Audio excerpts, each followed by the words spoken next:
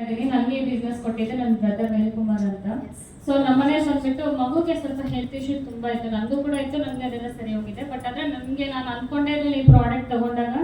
So ಮಗುಗೆ ಅಂತ ನಾನು ಯಾವುದೇ ಕಾರಣಕ್ಕೂ ಪ್ರಾಡಕ್ಟ್ ತಗೊಂಡಿರಲಿಲ್ಲ, ನನಗೋಸ್ಕರ ತಗೊಂಡೆ ಪರ್ಸನಲಿ. ಬಟ್ ಆದ್ರೆ ಅಮರ್ ಶೆಟ್ಟಿ ಸರ್ ಹೇಳಿದ್ರು, ಇಲ್ಲ ಮಗುಗೆ ಈ ತರ ತೊಂದರೆ ಇದೆ ಅಂದ್ರಲ್ಲ, ನೋಡೋಣ ಟ್ರೈ ಮಾಡಿ, ಮಗುನು ಪಕ್ಕದಲ್ಲಿ ಮಲಗಿಸ್ಕೊಳ್ಳಿ ಅಂತ.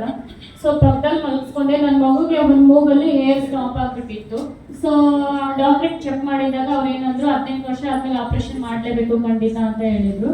ಬಟ್ ಆದ್ರೆ ಈಗ ಈ ಮ್ಯಾಟ್ ಯೂಸ್ ಮಾಡಿ 2 ತಿಂಗಳಾಗಿದೆ. ಬಟ್ ಆದ್ರೆ ನೀಟಾಗಿ ಉಸಿರಾಡ್ತಾನೆ. ಎಷ್ಟು ನೀಟಾಗಿ ಉಸಿರಾಡ್ತಾನೆ ಅಂದ್ರೆ ಈಗ ನೈಟ್ ಮ್ಯಾಟ್ ಯೂಸ್ ಮಾಡಕ್ ಮುಂಚೆ ಫುಲ್ ಗೊರಕೆ ಅಂದ್ರೆ ಗೊರಕೆ, ದೊಡ್ಡವ್ರು ಹೊಡಿತಾರಲ್ಲ ಆ ತರ ಗೊರಕೆ ಬರ್ತಾ ಇತ್ತು. ಬಟ್ ಆದ್ರೆ ಈಗ ಗೊರಕೆ ಇಲ್ಲ, ಅಷ್ಟು ನೀಟಾಗಿ ಉಸಿರಾಡ್ತಾನೆ, ಅಷ್ಟು ನೀಟಾಗಿ ಮಲಗ್ತಾನೆ, ನಿದ್ದೆ ಮಾಡ್ತಾನೆ.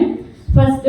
ಸೆಕೆಂಡ್ ಬಂದ್ಬಿಟ್ಟು ತುಂಬಾ ಮೆಮರಿ ಲಾಸ್ ಇತ್ತು, ಏನ್ ಓದಿಸಿದ್ರು ಸಹ ಹಂಗೆ ಮರೆ, ನಾನು ಏನಾರು ಹೇಳಿದ್ರೆ 10 ನಿಮಿಷ 15 ನಿಮಿಷ ಮತ್ತೆ ಮರ್ತ್ಬಿಟ್ಟಿರೋನು. ಬಟ್ ಆದ್ರೆ ಈಗ ಈ ವೈಟೋರಿಯಂ ಪ್ರಾಡಕ್ಟ್ ಯೂಸ್ ಮಾಡಿದ್ಮೇಲೆ ಅಷ್ಟು ನೀಟಾಗಿ ನೆನ್ಪಿಟ್ಕೊಳ್ತಾನೆ. ಅವ್ನ ಕ್ಲಾಸ್ ಅಲ್ಲಿ ಅವನ ಫಸ್ಟ್ ಸ್ಟ್ಯಾಂಡರ್ಡ್ ಸೆಕೆಂಡ್ ಸ್ಟ್ಯಾಂಡರ್ಡ್ ಪಾಸೇ ಮಾಡ್ಸಲ್ಲಮ್ಮ, ನಿನ್ ಮಗು ಏನು ಓದ್ತಾನೆ ಇಲ್ಲ ಅಂತ.